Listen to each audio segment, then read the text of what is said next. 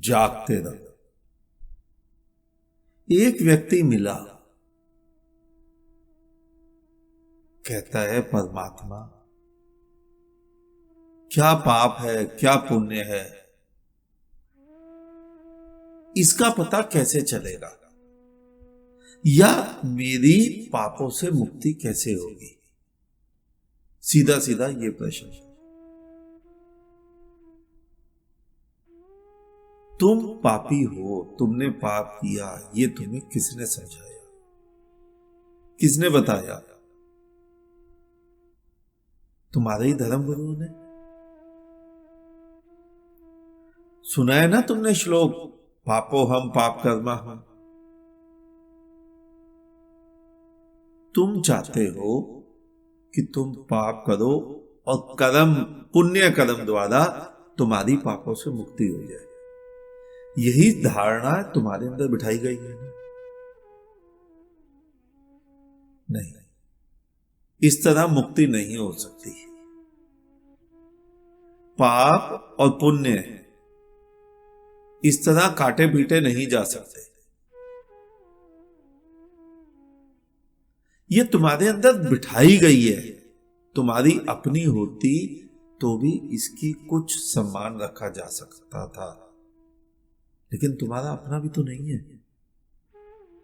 तुम्हें समझाया गया है, तुम्हें बताया गया है। जिस दिन तुम्हें ये पता चलेगा कि पाप पुण्य सभी व्यर्थ की बकवास है, व्यर्थ है, उस दिन तुम्हें यह भी भान हो जाएगा कि पाप पुण्य को जिसने अपना समझा था वो भी व्यर्थ की बकवास थी। पाप पुण्य करने वाला भी व्यर्थ ही था, वो भी तुमने केवल ढोया था। मैं का अहंकार, मैंने पाप किया, मैंने पुण्य करना है।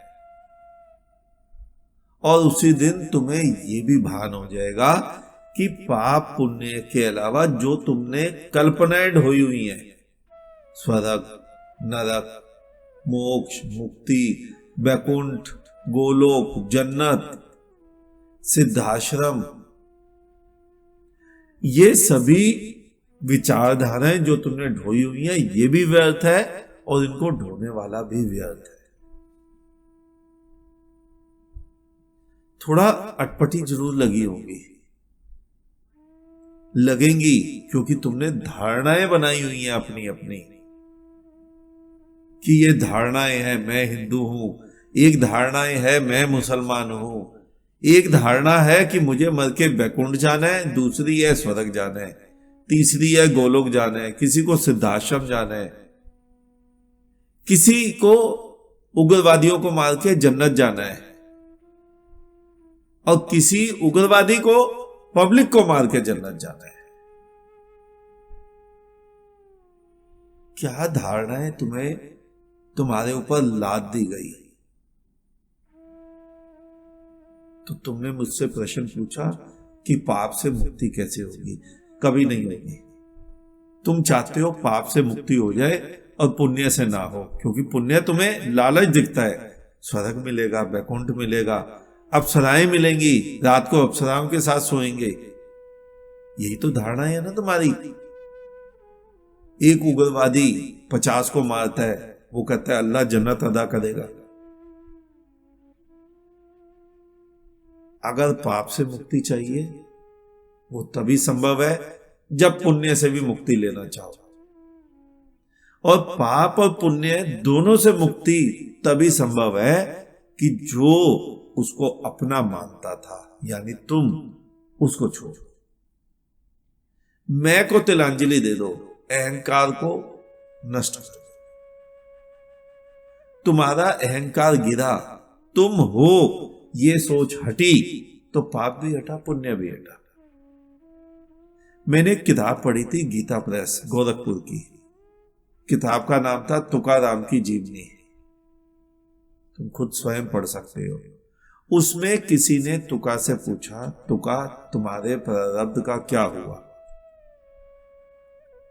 तुका कहते किसका प्रारब्ध? पूछने वाला फिर पूछता है तुम्हारा तुका का प्रारब्ध? तुका बोलते हैं, तुका कहाँ है?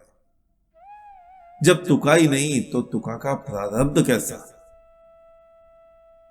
जब तुम ही नहीं, मैं ही नहीं, तुम्हारी मैं, तुम्हारा अहंकार ही समाप्त, तो किसके पाप और किसके पुण्य? जब तक मैं को धारण किए रहोगे तब तक ना पापों से मुक्ति होगी ना पुण्यों से। उस मैं को मार दो और मजे से जीवन जियो आनंद पूर्वक, ना कोई पाप है ना कोई पुण्य है। जिस दिन मैं को मारोगे उस दिन तुम्हारे भीतर तू विराजमान हो जाएगा। तू यानी जिसे तुम परमात्मा बोलते हो, खुदा बोलते हो, ईश्वर बोलते हो। और जब तुम उस स्तर पर पहुंच जाओगे, परमात्मा के स्तर पर, तू के स्तर पर, तो तुम्हें कुछ नजर आएगा चारों तरफ? कोई पापी, कोई अज्ञानी, कोई ऐसा व्यक्ति जिसका तुमने शोषण करना नहीं, क्योंकि परमात्मा की दृष्टि में सारे परमात्मा है। फिर परमात्मा का ना रेप करेगा, ना हिंसा करेगा, ना मर्डर करेगा, ना शोषण करेगा। वहां से जीवन की शुरुआत होती है,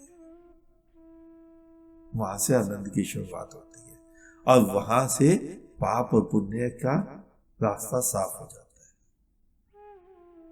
आज इतना ही, शेष किसी और दिन। अंत में चारों तरफ बिखरे फैले परमात्मा को मेरा नमन। तुम सभी जागो, जागते रहो।